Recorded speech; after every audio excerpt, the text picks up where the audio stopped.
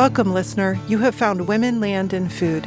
I'm Karen Brightly, and this is season 1 of a new podcast, sharing conversations I've had with women who have close connections to the land that sources every bite of food we eat every day of our lives. My hope for Women, Land, and Food is that these women's experiences hit your heart like bursts of energy the way they did mine. That's what happened to me as I dug into this idealized place called Vermont and started following my dream of owning and stewarding land and met our season 1 guests. Digging together into these women's stories, their hard work, their unique perspectives, and their rooted lives, we reconnect these two realities, food and land, and it turns out that really matters. And it's too good not to share. We hope it mirrors some stirring quest in your lives, too, and offers energy and inspiration to make some bite-sized change. Like, did you know that we, you, me, and all our sisters, control 93% of all the food dollars spent in this country? Turns out we have another superpower to save the world 3 times a day through stuff we already do: shopping, cooking, and eating. And then we hope that the podcast delivers some shared moments of peace and vibrancy, connecting with women whose grounded lives help us get more from this survival exercise we call eating. Their perspectives refresh our awareness that we're here to be fully nourished and to figure out what that means, and to help us put down our own deep roots and to grow our own deeply satisfying lives.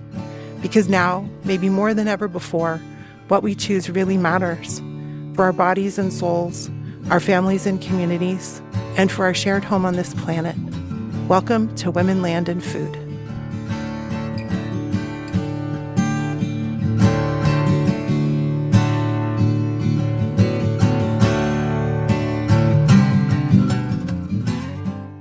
Listener, I'm speechless sitting across from our very first guest, which is not a good sound for starting a podcast. So while I pull it together, please welcome to Women, Land, and Food, Kristin Kimball. Kristin, thank you for being here. Thank you so much for inviting me. Yes, we have some guests in the studio to cheer our lunch, and they're huge Kristin fans as well. Okay, here's the backstory. It may take a minute. 13 years ago, today's guest and I started a powerful, life-altering, and entirely one-sided relationship when I met Kristin Kimball in the storied Vroman's bookstore in Pasadena, California, through the generous pages of her first memoir, The Dirty Life. The Dirty Life is about a huge left turn she made from her life as a Harvard-educated travel journalist living in New York City when she interviewed, then fell in love with, a farmer. Through and with him, and often around or in spite of him, Kristin discovered and claimed her own passion for farming, for the dirty life that has become her life. I may have bought it for the plane, as I was flying from LA to New York so much in that season. My life was and had been for a while in considerable turmoil. I had my own set of left turns in my career, and I seemed to be spending more and more time sitting in LA traffic. The cover of The Dirty Life that arrested my attention that day is a photograph of Kristin leaning against a red barn, holding a chicken with a big basket of produce by her boots. It compelled me to face a lot of questions I was feeling but hadn't put into words. Vague inklings like, my grandparents knew this farming life. Is it maybe somewhere in me too? She made it real. The Dirty Life isn't a novel, it's her life. That means it's possible, right? She, too, is partnered with a man with an outsized personality, with the kind of gravitational pull that comes from massive ambition, passion, and talent. And clearly, while loving him and choosing this intense life with him, she also managed from the wind tunnel of that relationship to claim her voice and her own life as a farmer, and also to hold on to herself as a writer, and to make time to finish and get published a whole friggin' book. How'd she pull that out of her soul? Does the fact that she stepped out of the norm and has chosen to live so very close to land and pull amazing food from it and live in a small, close community have anything to do with the Kristin Kimball secret sauce? Did she know she had this kind of grit before she took on that man and that dirty life and made them both her own? Kristin's unapologetic transparency about her own big questions and her courageous actions to answer them shine through her books. Her second book, Good Husbandry, goes even deeper into the quotidian, even more demanding work of growing a farm and a family at the same time. Her Her generosity in those pages offer us courage to dig deeper into our own lives, especially for me, the obscure sense I had of needing to be closer to land, not just for food, but for a more rooted connection to my own life, and to figure out the role that food has always played in the best of our lives, and also how there was something I couldn't name that was increasingly dissatisfying about that. Her light helped me identify my own emerging embers, to face the costs, realities, and rewards of fanning those into flame, and to risk dreaming of a bonfire. With that in mind, I wanted to ask Kristin to start off by offering you the experience I had when her generosity hit my ear and my heart back then in ways I still can't stop hearing.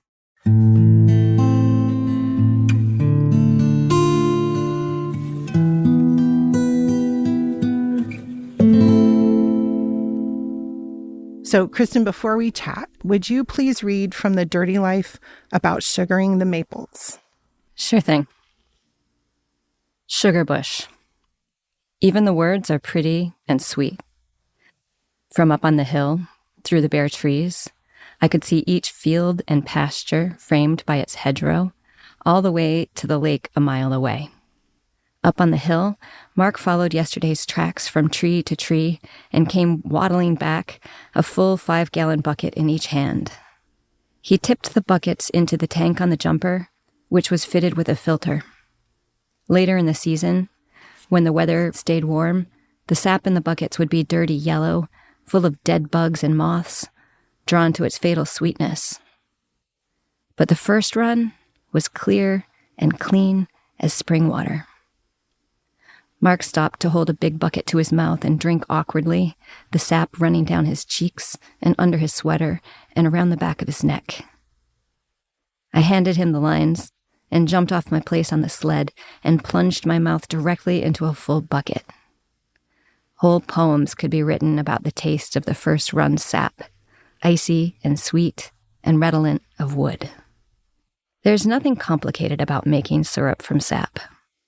All you have to do is keep boiling. The sap becomes more and more concentrated until the sugar content reaches 66%, and that's syrup. Anyone with a pan and a fire can do it. But to make things go faster, and to handle 250 gallons at once, you do need some special equipment. I liked running the evaporator. Mark was busy nailing together wooden flats to start our seeds, so it was quiet, solitary work that started 2 hours before dawn. I had never been a morning person in the city, but on the farm, I'd learned to love being outdoors before light. I felt like I was sharing some kind of secret with the unhuman things around me. The birds not yet stirring in the trees, the mud quiet on the ground.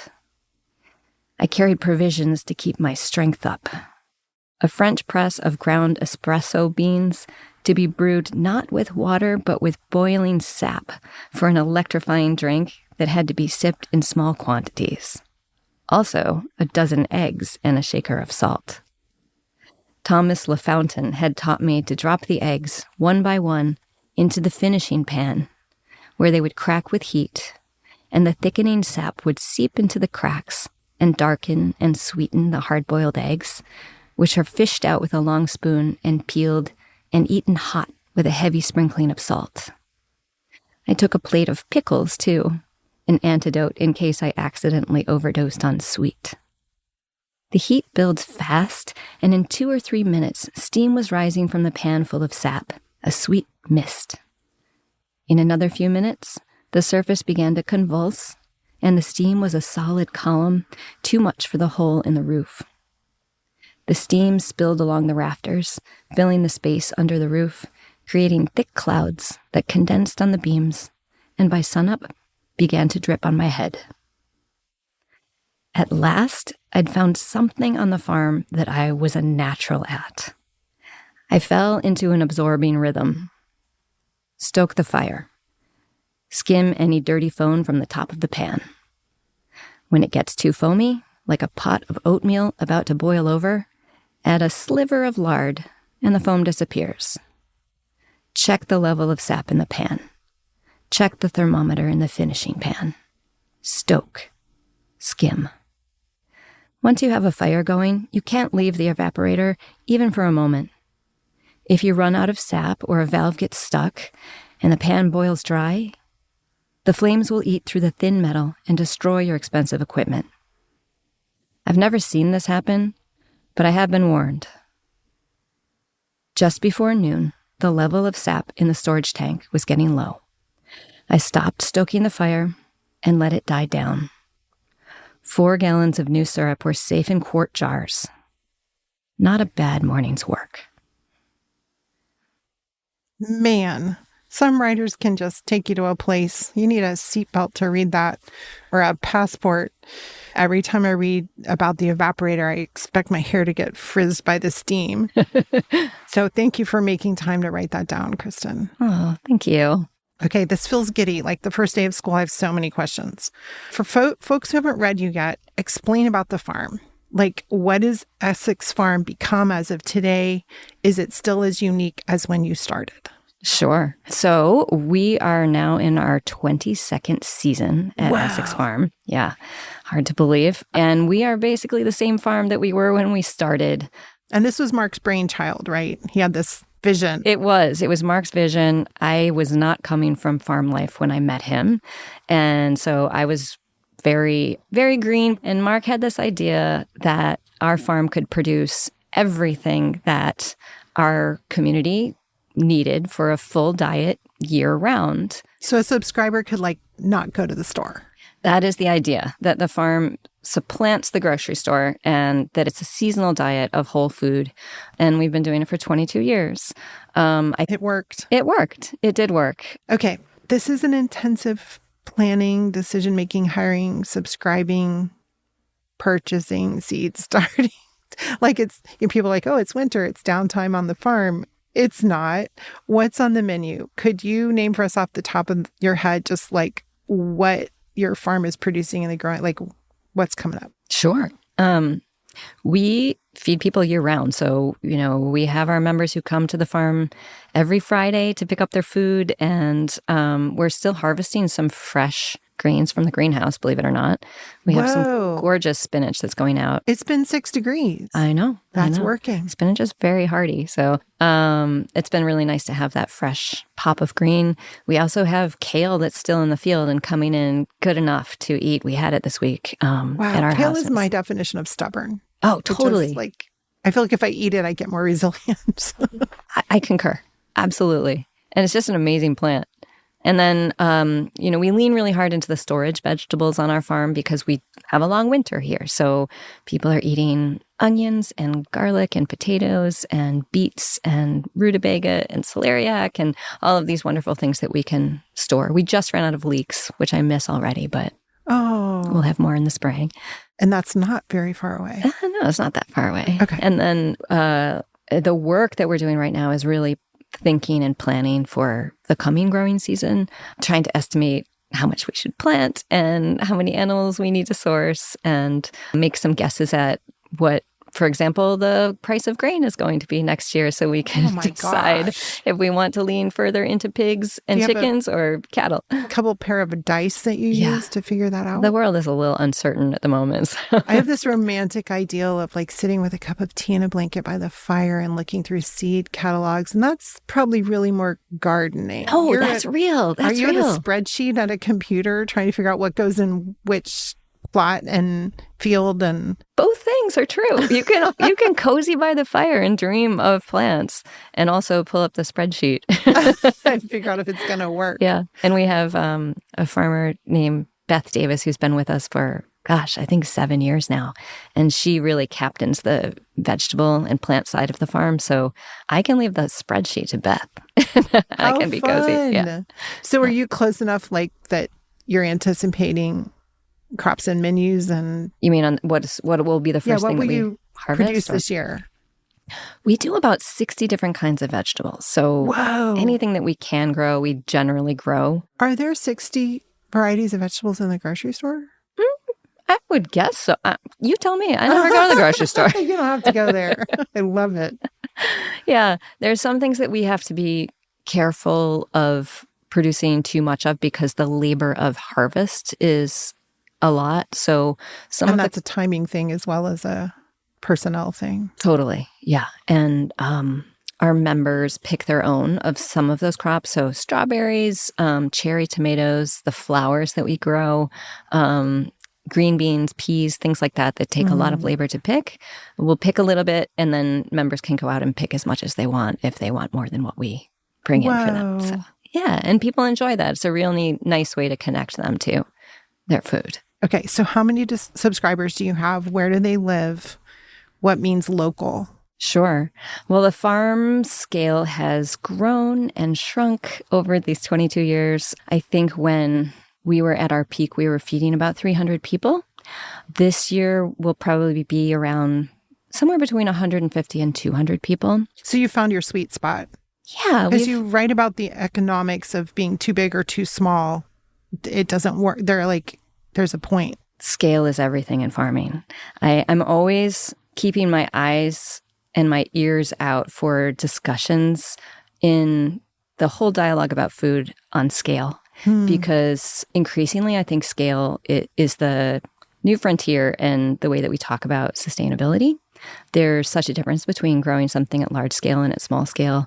There's certainly reasons for choosing each of those scales, and finding the right scale is often the difference between success and failure for any given farm operation. So yeah, I'm fascinated by scale. And I do feel like we're in a pretty sweet spot right now.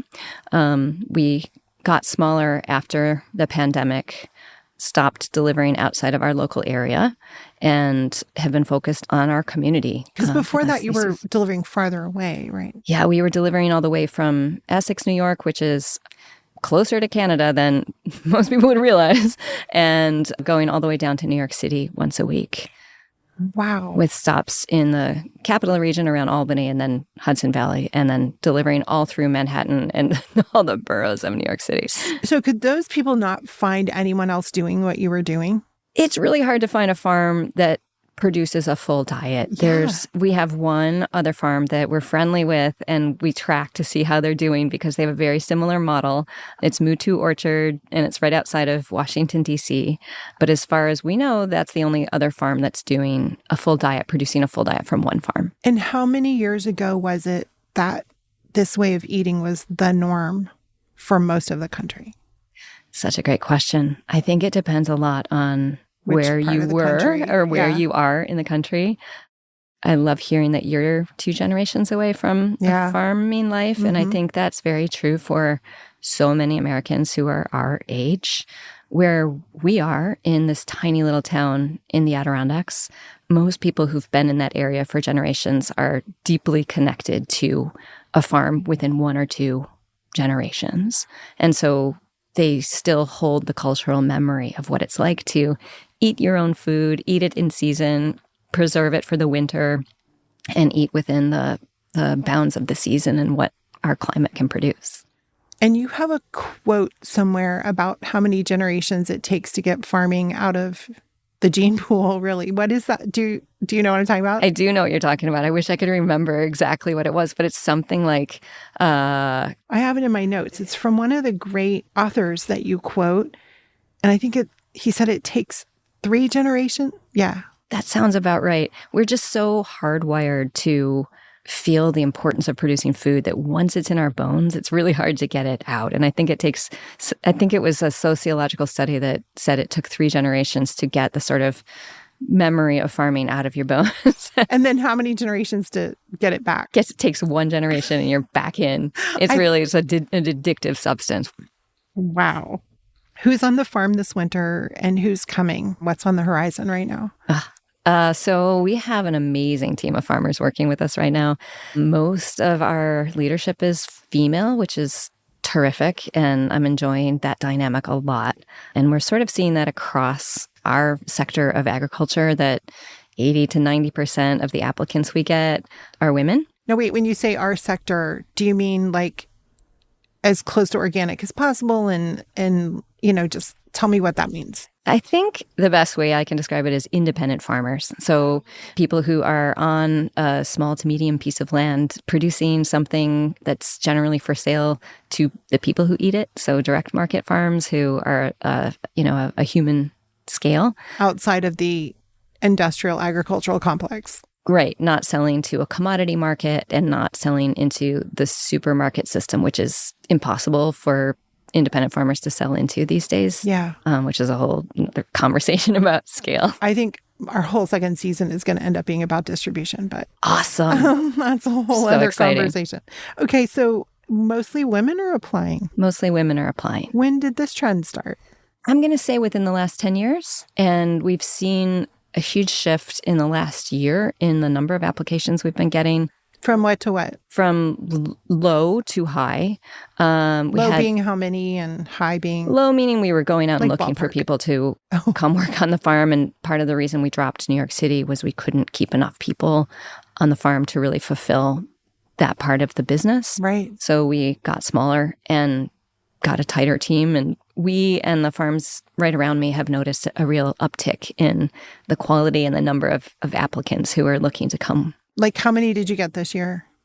I know you don't have time to gosh. sit around counting things. I don't know, probably 15 applications for maybe 5 jobs, something like that, which is a lot. I know that's not an astounding number, but really great, high quality application. I think it is kind of an astounding number when you consider the field, the location, the nature of the work. There was a time when we were feeling like people weren't interested in learning the business of farming anymore. And I fully understand the reasons for that. It's a tough business. And it is a business. It's romanticized and it's all that's got to be a business. It has to be economically sustainable if you want to remain in it, unless you have some endless funding, in which case, please come talk to me and let's see if we can work together. Right. But yeah, there's lots of ways to look at sustainability.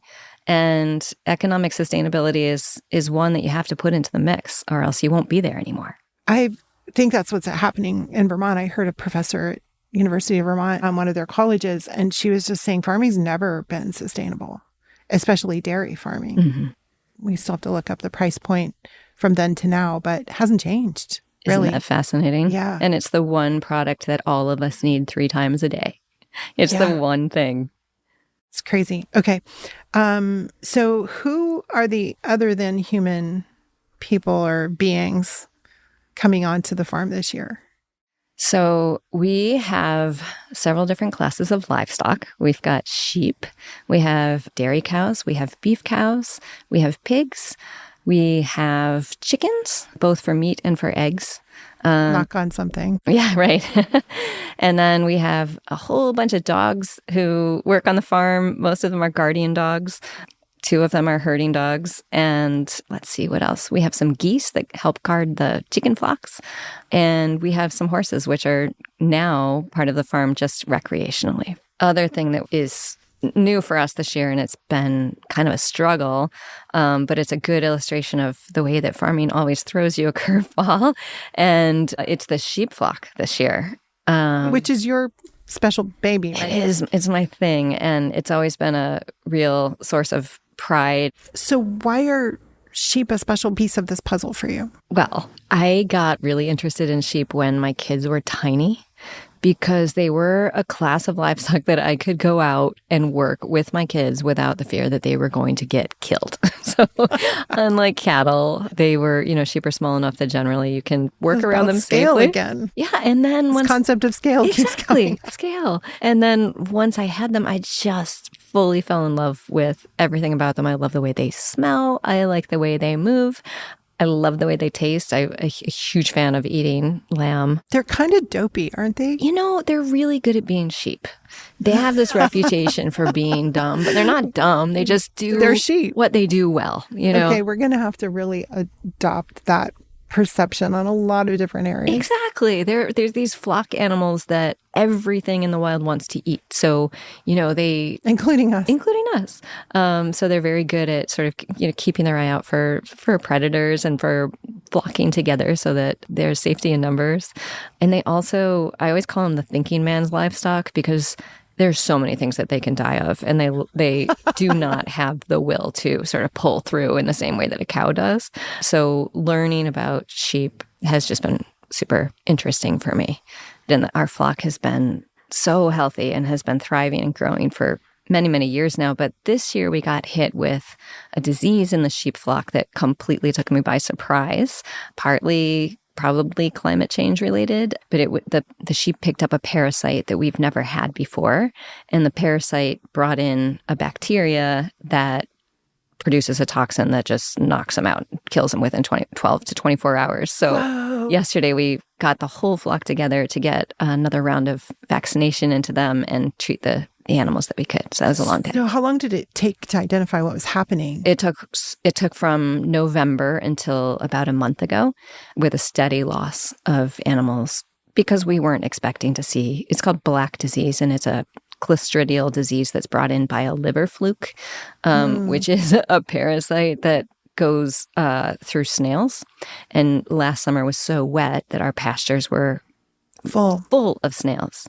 But we did not have it on our radar because we don't usually see this in our region. So how many sheep do you have now? We have about 350, 370. Wow. And you started that flock from how many? 7.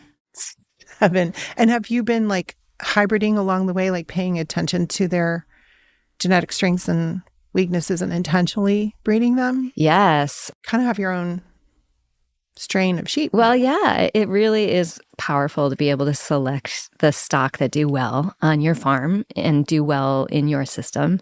I raise Dorset sheep, so they're all similar, but then you get to pick the ones that thrive in your particular spot in the world and under your particular management. And yeah, I'm really proud of them and sad for what they're suffering through this winter. Yeah. But not giving up. But the art of it and the science of it together, so wonder it's addictive. It makes sense. That's a sweet spot. I love that. Yes.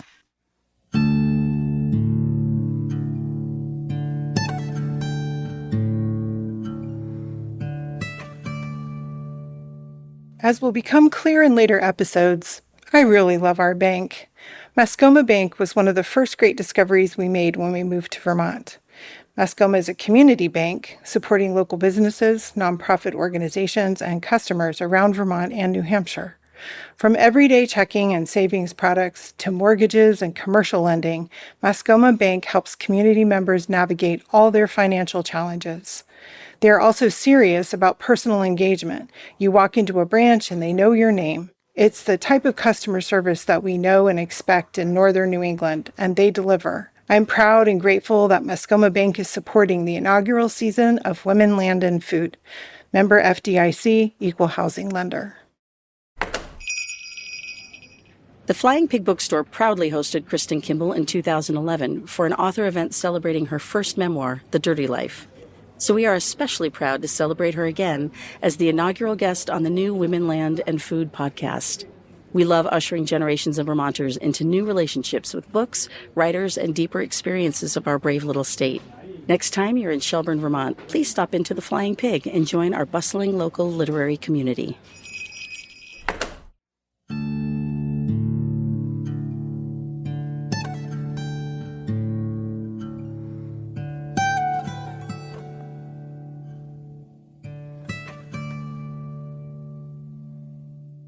Okay, I'm going to move to something that I just keep coming back to your books for, to plug in for energy, refreshment, whatever. You describe food the way I feel about food, like a love language. And I guess I need to add chef to the farmer, writer, wife, and mother roles, each of which is a full-time job for other people. But I wanted to ask if you would read a quick description, because I found it so representative of the ways you and Mark kind of seem to be on the same wavelength in so many ways. Food is a love language. Okay. In early April, the maples budded, turning the sugar bush a hazy red. The sap became acrid after budding, so that was the end of sugar season. We'd made 50 gallons of syrup for the members, enough for all of us to enjoy a truly local source of sweetness.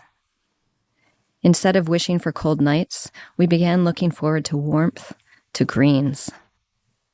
In the cellar of the farmhouse, the selection of roots Rob gave us at the beginning of winter had thinned to a few rubbery carrots, potatoes, and onions, and there were still weeks to go before the ground would be warm enough to send forth the first tonic greens. For dinner, I searched the kitchen, found nothing of interest except a piece of bacon that we'd smoked last time we'd slaughtered a pig.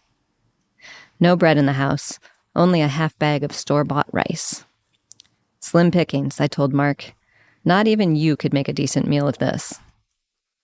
He walked outside with a shotgun, and I heard a single blast, and he came back up the driveway with 4 limp pigeons.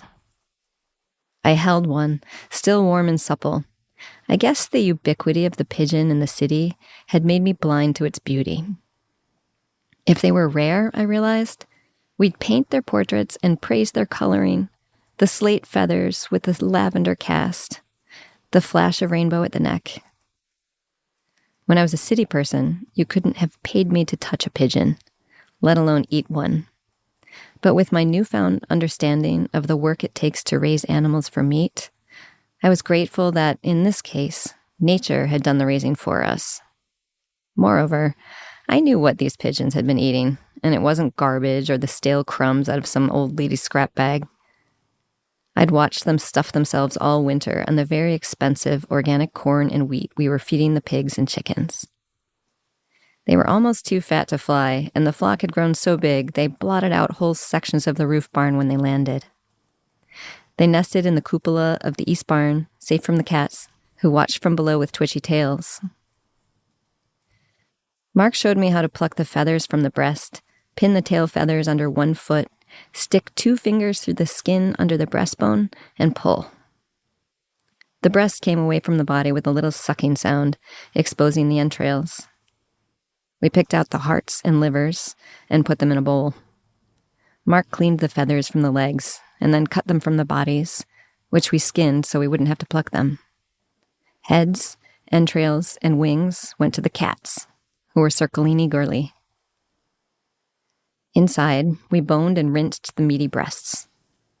There were 8 pieces, each one the size of a walnut and dark red. I put a pot of rice on to boil and plucked some stray feathers from the legs and cut off the feet.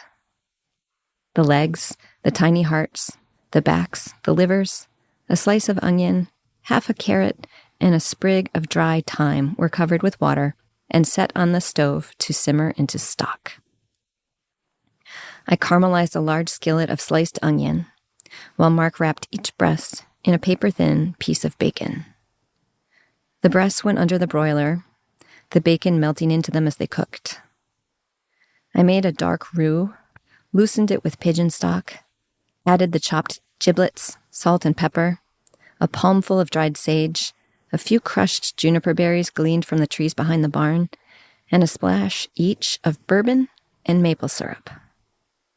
The meal came together like a great thrift store outfit, elegant and outre all at the same time. Mark heaped our plates with rice, then a layer of caramelized onion, then 4 breasts each, and a generous spoonful of the sauce, which was dark brown and glossy. The breasts were about as far from chicken as you can get and still be eating fowl, densely textured, the color of beef, and full of wild game flavor. The effect, on the whole, was a plate to celebrate the end of sugaring, paired to the season like other people pair their courses to wine.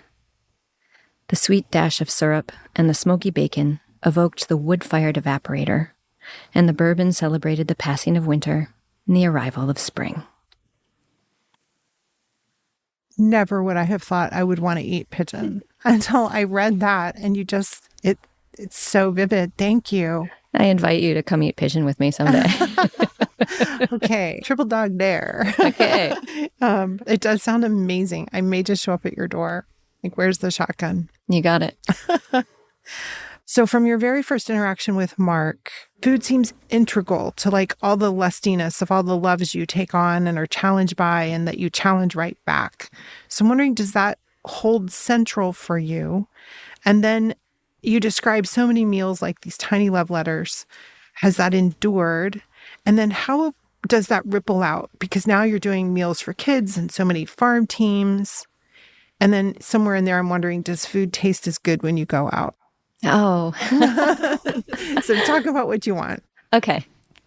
definitely food changes with kids in the house.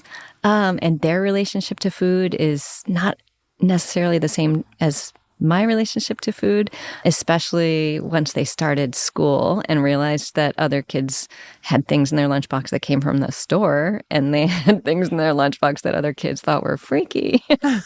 And that, I think, was one of the trickier parts of raising farm kids. I'm sure it's what they'll talk about when, they're in therapy as young adults. But I also feel confident that they have palates that understand what real food is and know how to cook it. Yeah, and they weren't eating fish sticks and all the salt-laden stuff, at least not all the time.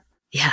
And I think they'll come back to it as they mature and begin to cook their own food and make their own choices.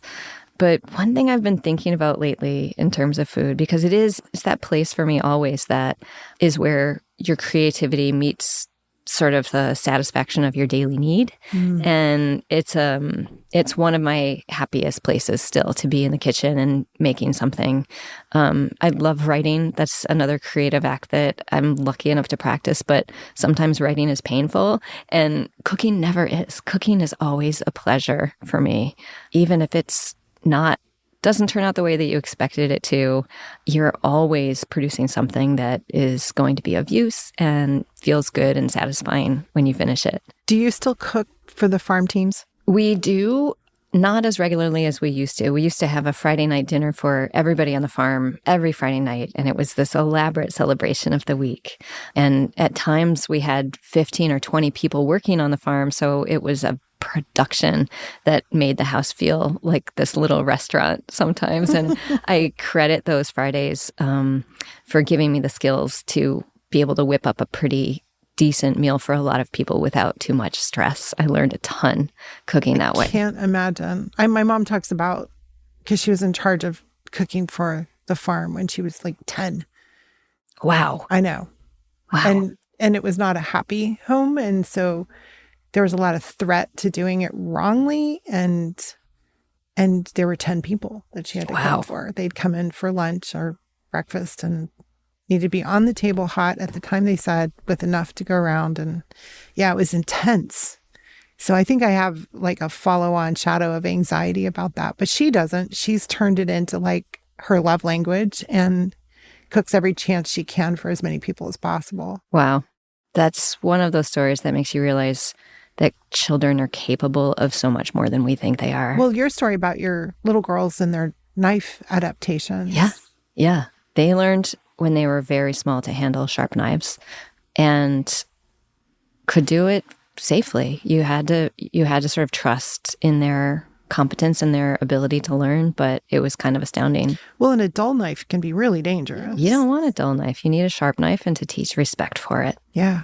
I loved what you said about farm kids, your pediatrician saying that farm kids, he didn't see them that often. Yeah, farm kids learn the limits of their physical abilities, I think, in a way that teaches them how to keep themselves safe and to have the sort of self-respect to be aware of their surroundings.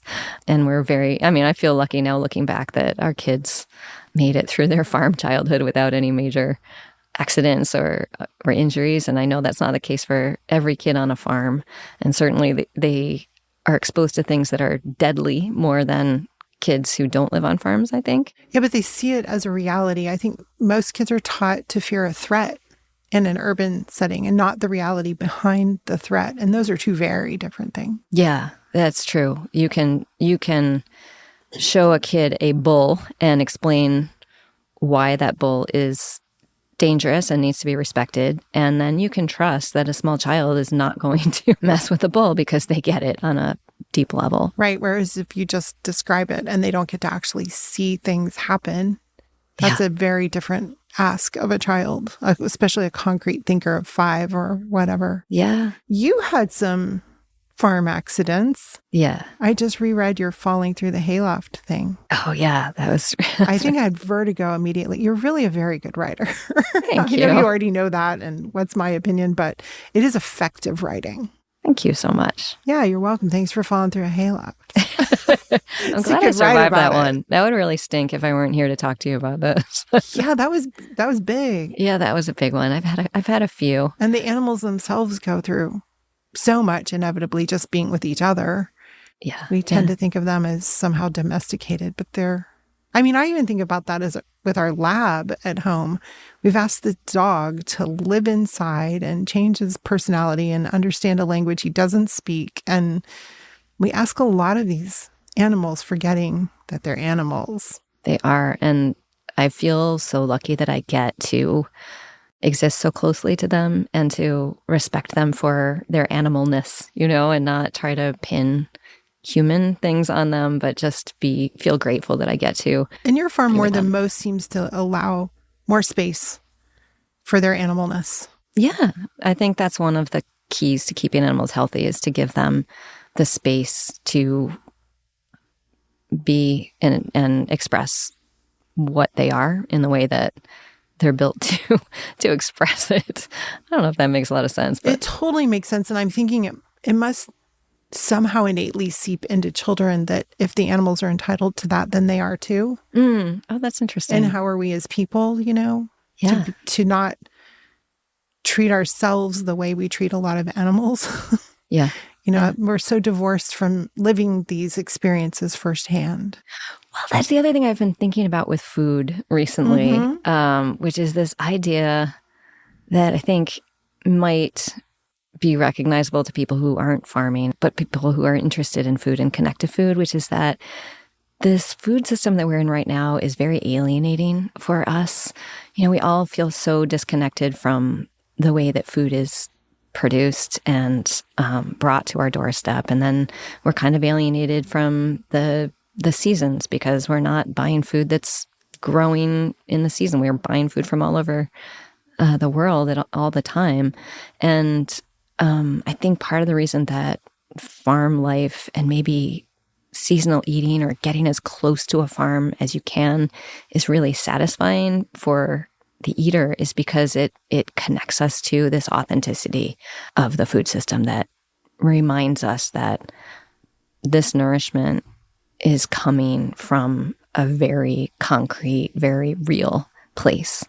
And if we're spending a lot of our days on screens or not having a really direct connection to existence, then that daily reminder that food is something real that comes from a real place in a real time, I think can be really grounding and delicious and You've nourishing. just described my hope for this podcast. Oh. Is that in that 3 times a day experience, if we can pause a second, trace back to the fact that we're basically eating sunlight.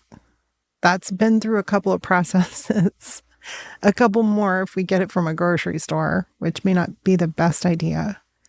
And then to have that experience of food that you are close to the land it came from is truly a game changer. Yeah. It can be. Yeah, it can be. And I think we have to recognize that not everyone is able to go out to. And I think in that case, when you walk into your grocery store, see if you can fill your cart with the things that really haven't been run through the factory. As many processes. And then, really be mindful of that as you fill up your cart and see how little packaging can you go home with and how close to the authentic thing that came out of the dirt can you get? Yeah, 2 things on that. One, in a hilarious closing of a loop, the brilliant and amazing daughter, for whom this is a side hustle, has a day job. And she came in and said that she's working on a project with Lunchables, which were sort of taboo at our house. I took her into a grocery store and showed her the colors in the produce section. I'm like, these are the colors you can eat. Like when she was 4, when she was first seeing other people have Lunchables. And so they were a big old treat when she got to have them at our house. And now she's working on a project with them and telling all her friends she grew up with. That's so funny because Lunchables is sort of the word that we boil down to that conflict that I was talking about with the kids. Yeah. And their lunch boxes. Mm-hmm. I remember my older daughter coming home from kindergarten and saying, "Mom, what are Lunchables and can we get some? And being like so excited about this idea that food could come in this really cool, appealing packaging. And yeah. exactly. The other thing I realized recently, and everybody seems to have known this except me, is that Barbara Kingsolver wrote a book where she outlines like her family's taking on the challenge of eating locally for a year. You know this book, Animal Vegetable Miracle? Yeah, yeah. She has 10 questions everybody should be able to answer. It's a guide to like a couple of things you have to master. I was just thinking the other day, our local store would probably allow me to bring in my own jars and fill them from the bulk section. It's like, what is keeping me from doing that except the feeling of it being odd? Yeah. You know, that like, get over it, get in there, Yeah, get rid of packaging. We got to embrace the odd, I think. Yeah. And I think the other thing that people need to realize is that the skills we need to cook whole food are really accessible. And they might seem intimidating at first, but learning how to turn whole food into a delicious meal, it's so possible. And it's really, You speak throughout your books about knife skills. Yeah. And I have, like, if we ever really get big and going on this project, I want to come to a video of you doing like introduction to knife skills or something. It would be so fun. Cool. I want to teach the whole world how to cut up a chicken. That's my dream. Cool. I want to teach everyone how to part a chicken. It's so satisfying. I feel like we could talk about this forever. And luckily, the next question is about processing. So is there anything you want to share about the contrast of this industrial food complex and the processing that goes into the food most of us eat? Because it's starting to feel so unnatural. Like when I look at all the tomatoes the same size, like. Mm-hmm. Yeah. I think we have to all be really aware of that thing that you're describing right now, because we don't want a baseline where packaged food is normal and naked food that came from the ground is the weird food. You know, we really have to normalize whole food in season for the next generation as they're developing their tastes, or they won't understand what food is and they won't develop a palate that finds that food delicious. So processing, I don't go to the grocery store, so I'm not always aware of what people are Other eating. than Lunchables. Other than the Lunchables, yeah.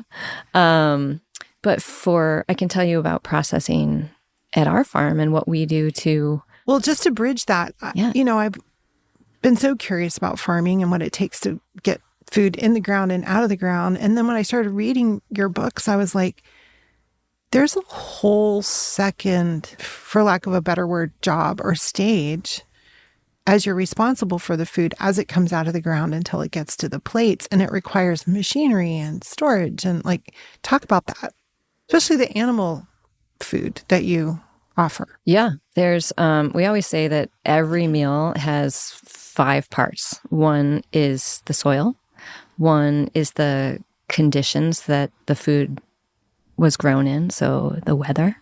One is the farmer and the skills that the farmer brought to raising that thing. One is the cook. How skillfully can you turn that food into something that you put on a plate? And then the last one is the eater, and how do you approach that plate mindfully and eat it in a way that you are sort of fully nourished by it. So when those 5 things are working together... Okay, wait, I'm so sorry to interrupt. You just said a profound thing. Fully nourished. You're not talking about just putting food in your mouth. No, being fully nourished is different from just putting food in your mouth, right? It's the humanity that you share with the people that you sit down with, right? It's this very profound human experience that we've been doing together as kind of an act of intimacy since we were cave people, right? When we break bread together and share food together, it's just automatically an act of friendship and a sharing of love. Being able to appreciate all 5 of those elements together makes for a very whole and nourishing experience for the whole person, not just your stomach. Yeah. Okay. I'm sorry, total tangent, but that hits exactly home, and this disconnection that we're hoping to restore. So the five things that your meal has to go through. At the farm, we call it the 5 fingers of food. I love it. And when they're all together and they all have integrity, you are fully nourished. You're a fully nourished human being. And how many of us like eat in front of the television or don't actually even taste things that we spent hours preparing? And that's not satisfying. It's not satisfying. It's really not. Your soul isn't nourished. Yeah. And so hilariously, what was the first one? The soil. And my next question's about soil. I'm kind of hoping in this next set of questions that you could take it on from 2 perspectives. One is, the vantage point of being a professional in this work. And then the second one being very personal. So when you talk about what soil needs to be, could you also please describe the arena that is your compost barn? Yeah, sure. The one time I visited the farm before we actually had a conversation, it was the middle of COVID. We went over our anniversary, and on the website, I'm going to put up this huge double rainbow that was over the ferry ride. It was unbelievable. It was a magical day, but the pigs were farrowing, and they were holed up in the compost barn. What do you call that? Yeah, that's the compost barn. It's a really large structure, and everything that has been alive on our farm and has no other use ends up at the compost barn and gets... Those are the criteria for entry. You have to have been alive. You have to have been alive. And have no other use. Our members also bring back their compost to the farm. So there's this beautiful circle of nutrients that comes back. Because it's significant when you're taking nutrients off the farm. We want back what can come back. And I think that's also satisfying for the members. And I should say, when I talk about soil, that I am out of my wheelhouse. I've never studied soil science. Mark really knows his stuff on that front, but 20 years of experience with the soil gives me some things that I can talk about. You know what you know. I know what I know. And one of the cool things about doing the type of farming we do, because it's so diversified, is that for the benefit of the soil, we can, set in motion the animals and the plants across the land in a way that they sort of synergistically feed each other. So instead of having an animal farm where their manure is a waste product that you have to deal with, or having a plant farm where fertility is something that you have to bring in, we're lucky to be able to work those 2 systems together on the same piece of land to feed each other. And yeah, the day we visited, there were sheep grazing a cover crop field. Yeah. Was it trefoil or oats or? It was probably oats and peas. We do a lot of oats and peas together. Because they have a symbiosis. Yes, the oats are adding carbon to the soil, and the peas are adding nitrogen. And nitrogen is usually the limiting factor in plant growth. That's why people fought wars over bat guano, before we figured out how to artificially get nitrogen out of the air. Snow, I hear, is pretty good at that. That's the poor man's fertilizer, they call it. Yes. Nice. Yeah. But yeah, having those 2 systems feeding each other and adding complexity to the microbial life. By bringing the animals on. By bringing the animals on and doing our best not to disturb the soil unless we have to, and really just being mindful of those billions and billions and billions of organisms underneath our feet and recognizing their importance. That, I think, is the key to having a really healthy farm ecosystem.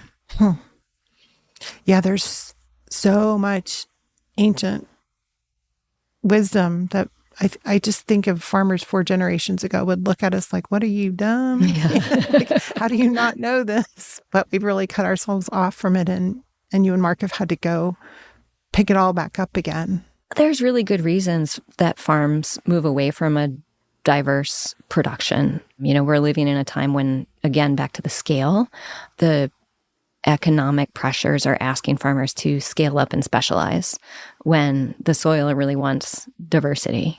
So these competing pressures are something that it's totally reasonable we are where we are right now, given that we live in the system that we live in. That's asked what it's asked of. And I keep coming back, it's not just the soil. We ask it of ourselves, this whole thing about, and the commodification of the individual human. You know, we don't have a family phone anymore. Right. We have a family phone plan where you can all be individuals and one person can pay for it. But Totally. but this, yeah, and what that has done to our food supply, as I'm tapping into this universe that, again, at least around here, everybody else seems to know about, how close to the edge we have driven this, not just in topsoil, but if there was a parasite like your sheep got that attacked corn, nobody in the world would eat. We'd have to like go through a whole growing season before we'd be able to pull anything else out of the ground. And then who knows what quality that would be. Yeah. Like, this is getting dicey. I feel like we had a glimpse of it during the pandemic when the food supply chain started to get a little bit tangled and things were not as available. And I think that was a real warning for us to think carefully about how we want to So are there develop our food system. small houses for sale in your town? How many more subscribers can you handle?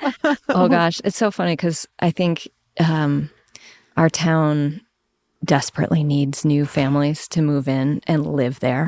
Our town has a lot of second homes that people occupy for a couple weeks per year.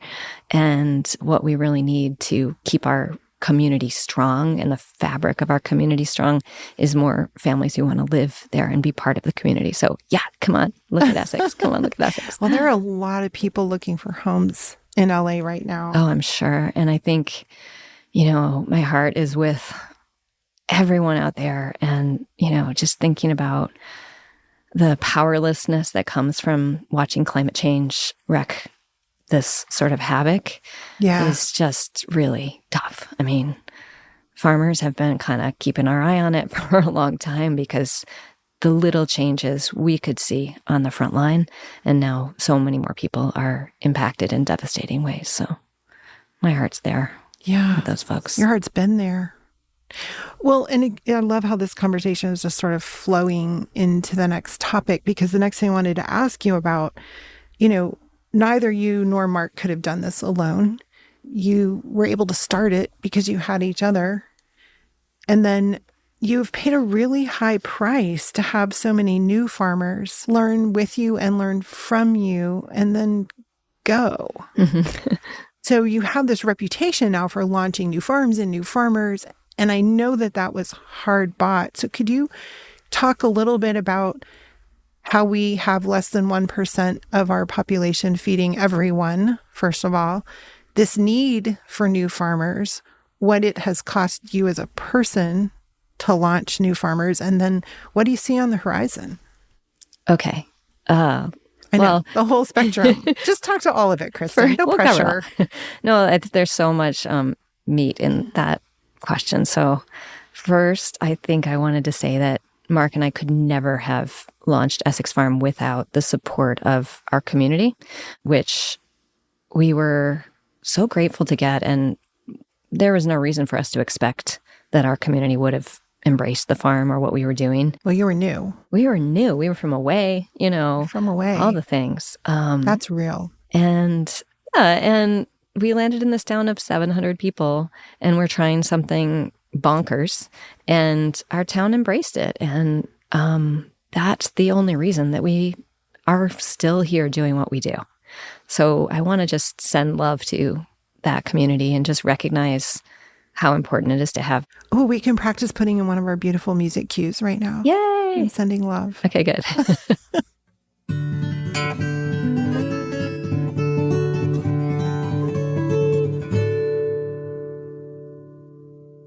So a lot of times Mark and I look at each other and we realize that the best product we have produced on Essex Farm is new farmers. Oh, whoa. Yeah. And that's saying something. I know. Given that a lot of people get all their food from you. Yeah, it's amazing. Not only new farms, but new families. We I think are the best dating site for Essex. It's right on Essex Farm. There are so many couples who met on our farm and have married or are in permanent partnerships and Well, they produce self-select babies. by coming there in the first place, so the odds are probably pretty high. Totally, yeah. And there's not a lot of other people around, so there's that. So, over the years, I think there were times when it was hard for my heart to see people come to work for us, gain skills, and then go start something right down the road. But it really is. But you were seed saving. Yeah, exactly. And in the review of your life, when you're lying there and everything's over, thinking about those new farms and new families, that's one of those things that I'll be super proud of and super happy about. And I hope that we get to continue doing that in the next decades too. Okay. This is probably me emphasizing the wrong things, but do you know about how many people have gone on to start farms? Oh my gosh. 12 to 18 farms. Whoa. Not all right in our region. Sure. And that might include some folks who are working really closely within the food system, but not maybe running their own farm. But probably working pretty differently because they spent time with you than they would be if they hadn't. I think the best thing that we give people is courage, honestly. Wait, say more. I think we give them hard skills, but we also, because Mark and I are both pretty audacious, we can do this people, we give them the courage to go out, start something, even if it seems like a project that's ambitious or out of the normal. They go from our farm with the courage to do it. I'm just taking that for myself and starting a podcast. I love it. Congratulations. I'm so glad to have you as the first guest because you're like kind of setting the bar. That's great. And for farmers, which is far more important. Yeah. And I don't want to make it sound like I'm taking the credit for these people who go off and they would have gone somewhere. Sure. But they came to you. Yeah. That's cool. That's a partnership. It is a partnership. And that relationship has continued in a really satisfying way with so many of them. And they're probably launching other people now. Sure. Yeah. 22 years in. And some of them are just right down the road and, we help each other out and. Oh, so you're staying in community. Sure. With them. Yeah. Solve each other's with that kind problems. of history. Yeah. Yeah. Yeah. So, Kristin, I really want to explore this concept of the community of women. And I'm kind of pulling that from, I think it's chapter 15 of Good Husbandry. Would you please read about those women and that moment that you documented so faithfully there? Sure thing. Winter arrived, and we settled in for the long haul through the dark. The cows were growing, my flock was growing, the puppy was growing, the children were growing, the farm was growing. Slowly, we came back from the precipice of insolvency. We paid our bills, the mortgage, the taxes. We owned some of the land free and clear. We had assets, but no comfort yet. The house was still dim and dark. As winter began to shift to spring, Elizabeth came to stay with us. She was dating a farmer named Paul, who had worked for us, and then started his own farm a few hours away. Elizabeth had a degree in philosophy and a strong socialist bent. She'd gone to work at Paul's place as a summer farmhand after an unhappy stint at a chocolate factory. Elizabeth was smart, focused, and intense, and she was having a hard winter. She and Paul had butchered 32 pigs between frost and Christmas. There was only one other person on the farm during that time, and 3 people shouldering all the usual work plus the butchering was simply too much. They'd worked insane hours. When the last pig was cut and in the freezer, Elizabeth went down. She stayed in bed for 10 days and spent them, she said, alternately reading and crying in a wet, messy, uncontrollable way. You must have needed a rest, I said. It was not a rest, she answered. It was a breakdown. It was brought on by too much work and too much stress, by trying to figure out all the details of partnership, farming, finances, the shape of their future lives, all of it rolled up into one big, blunt thing that knocked her over. She was at our farm to get some perspective. She wanted to know what the view was like from where I stood another decade on. I'd invited Racy over to join us for tea. An hour before they were due to arrive, I pulled out a bag of flour, mostly white, that I'd sifted from the bag of hard red winter wheat that Barbara had ground fresh for the share the week before. The wheat had grown in super joy, in that good drained soil. I remembered watching it sprout in the late fall and come back after it was grazed once, to grow to its full height, then turn brown, the heavy heads bending under their own weight. Once, wealth was measured by the whiteness of food. Brown things, unrefined things, were for poor people. White things were for the rich. In our house, white flour was for company, not because it was expensive, but because it was refined, too easy to digest, and too poor in nutrients for everyday eating. I put a pint of butter on the back of the stoves to soften just a little. This butter and I were old friends, too. I had milked the cows and separated the cream, turned the cream into butter, and packed it into pint jars. The preciousness of butter, of all fat, is lost on the world. This pound of butter was made from 20 pounds of milk, half a day's production for one of our mid-lactation cows. When the butter was soft, I mixed it with sugar and a splash of vanilla from a nearly empty pint jar stuffed with fragrant whole beans and refreshed every few months with a slug of rum or bourbon. The beans came from our friend Rick, who had bought a train car full of them when the price of vanilla beans dropped. He parked it, waiting for the price to rise again. He brought us a whole brown bag of them and handed it to me in our kitchen. I opened it, and the room filled with their dark, blooming Spice Island smell. I suddenly felt like my kitchen was richly adorned, as if he'd handed me a bag of rubies. I added the flour to the sugar and butter and mixed it into a thick dough that I pressed into a pie pan and pricked all over with a fork. For fun, I scattered a few pieces of lavender on the top from a jar that the girls and I had gathered and dried the previous summer. Then into the oven it went. Racy called hello through the kitchen door. Her belly was so big, it preceded her down the hall. Her baby was due in the spring. We poured tea and ate shortbread, and while the children scribbled in the corner, we talked. 3 women from 3 different farms at 3 different stages of life, talking shop. I realized, a little startled, that I was the elder. When did that happen? Elizabeth was looking to me to give her a preview of what was to come, in the same way that I had looked to Mary Rose. Racy was looking to me, too, to get a glimpse of motherhood. I wasn't sure I was qualified, but who else was there?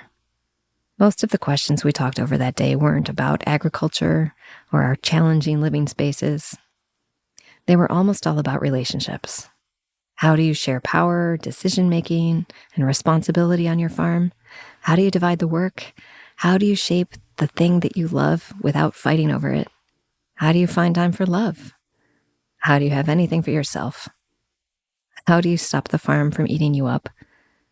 How do you work in a professional way alongside the person with whom you share a bed and crazy amounts of emotional subtext? If you have employees who live and work closely with you, where is the line between boss and friend? And how to maintain peace with those people while also being an effective manager? How do you make boundaries and construct some privacy for yourself? I felt for them, but their questions were comforting. They reminded me that these problems weren't just ours. This was human nature, and this was what it took to lift a farm off the ground. We were responsible for our own happiness and could weigh the costs against the benefits, and then we would have to choose. Mark came in from the barn and sat down with us. For someone who could be astoundingly obtuse about our own emotional conflicts, he was often insightful about others. He peppered Elizabeth with advice. If it's not working, redefine your role. Trim your hours. Rest enough, I added. Drink water. Exercise. Meditate. Take baby steps. Make a list of doable things.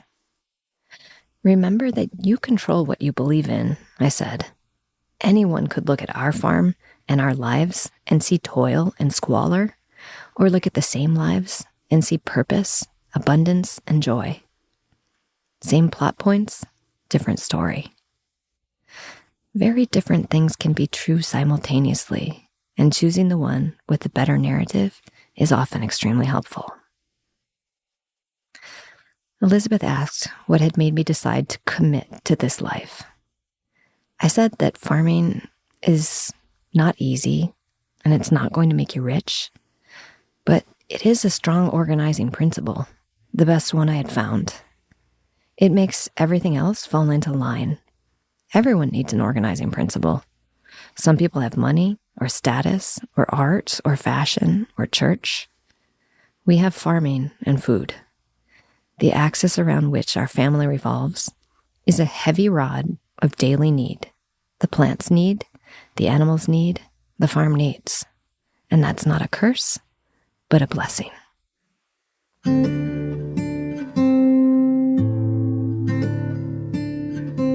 Talk a little bit about what that moment was and how that works in your life now. Because I found it fascinating that the three of you had each other and that you had the shared perspective of being farmers. And it feels, again, with that 1% ratio, or fewer than 1%, feeding all of us.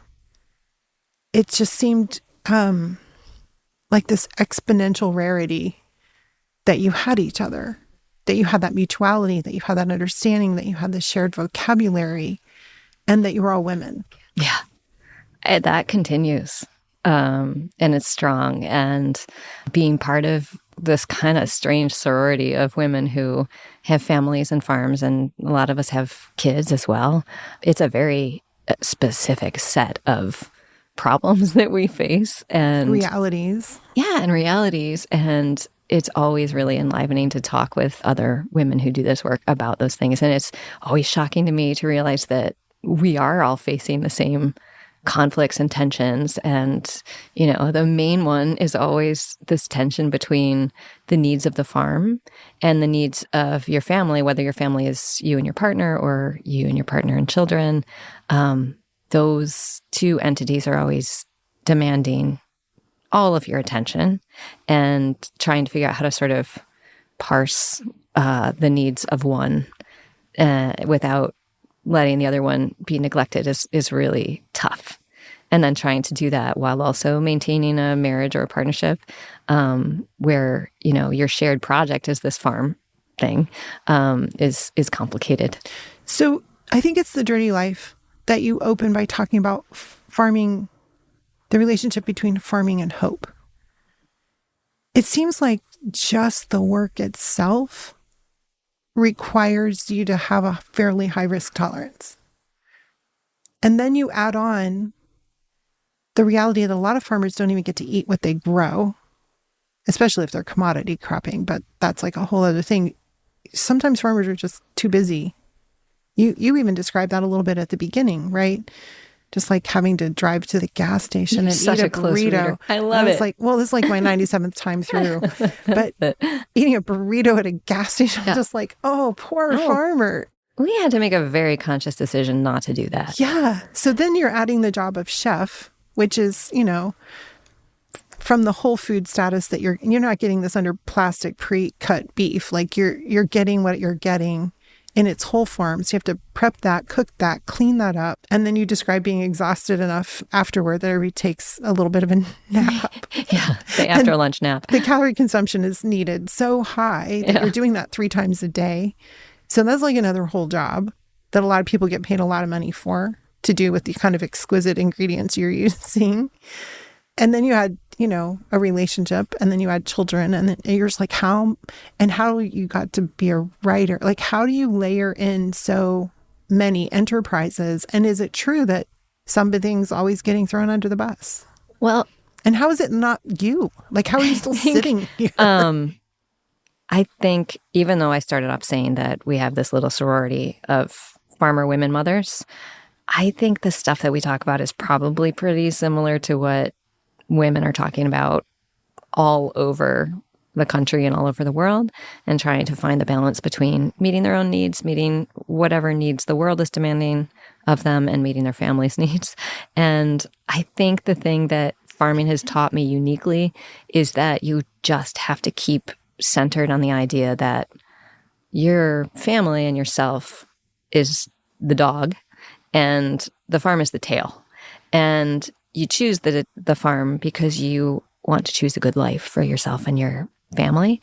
And if the tail is wagging the dog, then you got to switch things around. And there's some days where the tail's going to wag the dog, and the farm is going to demand more of you than you should reasonably be giving it. But to try to keep in perspective why you're doing what you're doing, and to try to center, the sort of moment to moment availability of joy over whatever stress these plants and animals are throwing at you. Yeah. And then I think about the weather variables too, and just the things you can't control for that demand immediate response. So I think you're right that in essence, the topics are the same, but I think somehow farming is harder. And that might lead right into the next topic I wanted to toss around, is just the nature of hard work, physical work, in your body work. And I'm wondering if that makes your conversations with other women more of an imperative. And the vulnerability and the boldness that have to go together to actually have intimacy. Yeah, I think your relationship to your body, when you work with your body, is it has to be like a constant dialogue. And as I get older, you have to really tune in to what your body needs, and be careful not to push it too much, or the instrument that you need to work with every day is not going to be there for you. I think I find the physical work of farming the least stressful part of the job. And it's the part that I really enjoy the most. And when I'm doing the administration or making sure that the payroll is working out on the right side of zero, and thinking about marketing and sales and all of those things, that, running a small business is stressful, and running a business that's high risk and, is going to give you a modest living at best is stressful. But the physical part of it is still a joy. That's fun. Despite the fact that yesterday we were dealing with a animal health issue, the fact that I got to work with sheep all day, and I came home smelling like lanolin and sheep poop and all of those things, that was really fun. One of those experiences. I helped with shearing one day. I'm like, that's real. Yeah. It's real, and it's just like your hands feel so soft because the wool's greasy, and it's, to me, smells delicious. So yeah, those are the things that we do the other work for. Interesting. And you do talk in that same reading about the choice to make food your organizing principle. Yeah. I think that we, in our culture, our broader culture, that humble work of preparing a meal, we tend to, try to minimize the importance of it, or pretend that we can't fit it in, or instead of centering it and making it sort of the beacon that brings everybody together, which is what it has done for millennia for human beings. And there's honor in that daily work. And I'm lucky because Mark's an amazing cook, and we share that work, and it's not just all on me. And women out there, it shouldn't just be all on you. That's not fair. Hear, hear. Yeah, somebody, everybody can do the dishes. But if you make that moment of preparation and serving and eating together part of sort of your sacred routine of the day, then and it's really a source of happiness. And I promise it's more satisfying than scrolling Instagram. I promise you. So how do you think of looking back at your books and yourself as the woman who lived all those things? I never reread my books unless you're on a somebody asks me podcast to read them. I'm by nature just a really self-conscious person, and I find that it's harder to sit down and write something else if I feel, the weight of something. Yeah. It's easier to write if you can kind of pretend that nobody's ever going to read it. That makes a lot of sense. My sister used to tell me when I was stuck, she would say, Kristin, you have no responsibility for how this work is received in the world.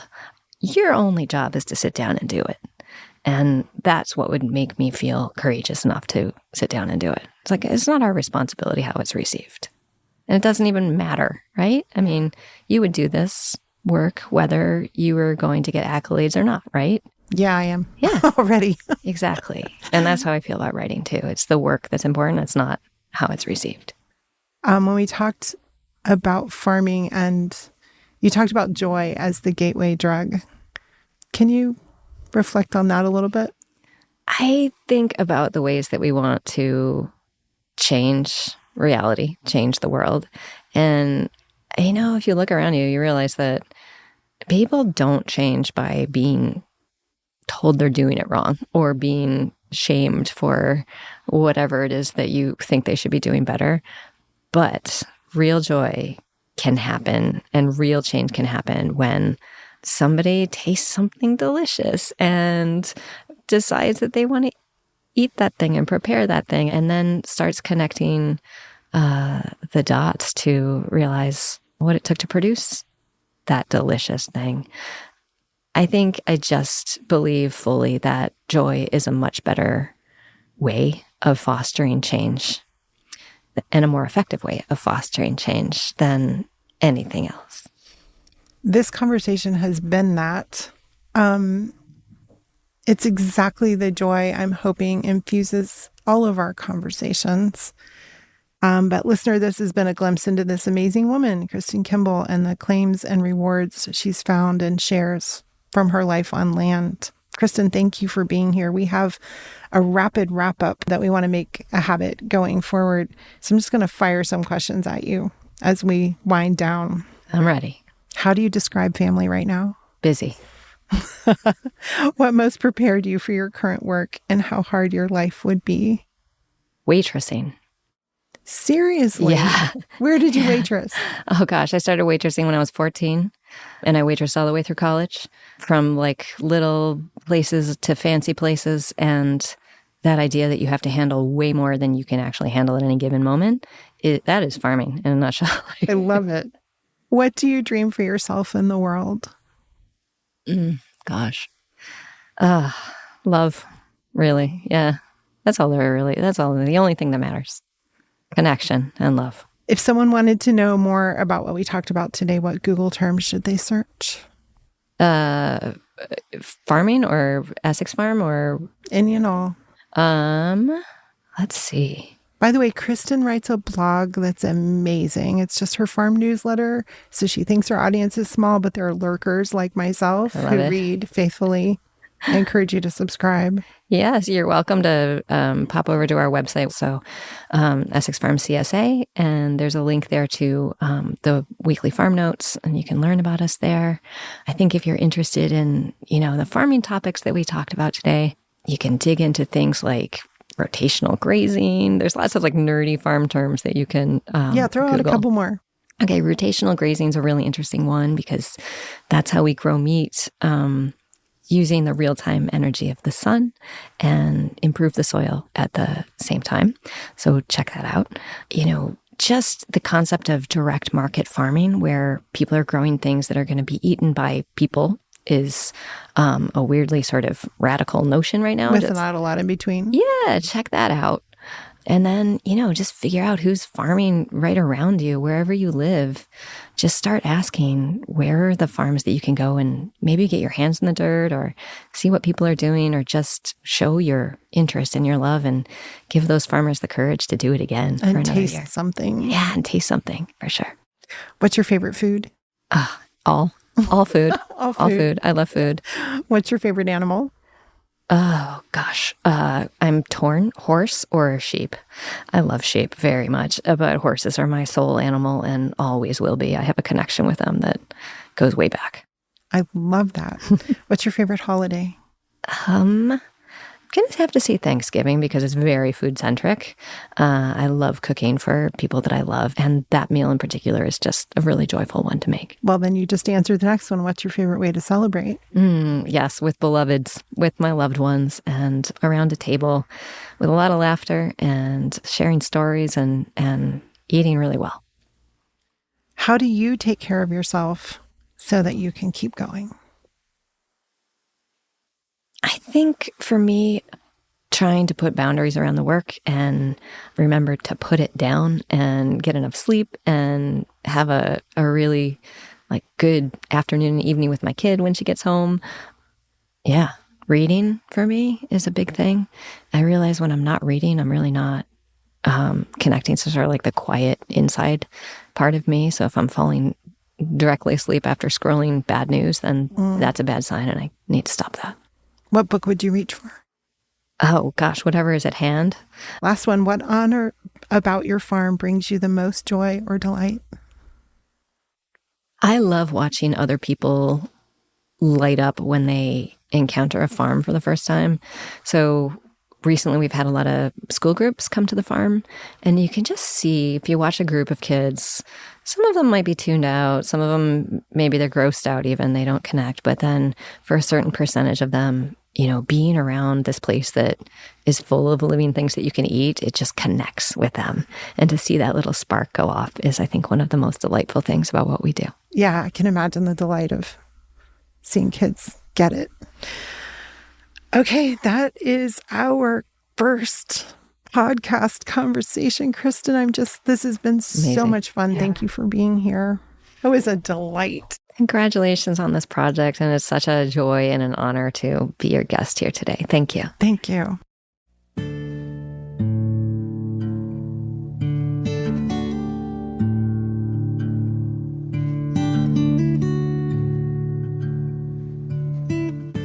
Women, Land, and Food is a Sister Camp production. Our producers are Elizabeth Brightly and Christina Samuelewski. Our studio engineer is John Toda, and we recorded at his studio, Syntax in Motion, and at Star Farm Studio, both in Burlington, Vermont. Our audio engineer is Bridger Dunnigan. Our 2025 summer intern is Marin Warshay, and our research assistant is Phoebe Woodall. Our music composer is Mike Coulter, who shared variations on his original piece called Seeing from his Confidence Head studio in Santa Monica, California. Land is our middle name, and our journey together follows our connection to land through food that grounds us and sources our lives. We take seriously that our Vermont stories are lived on the unceded tribal home of the Abenaki people.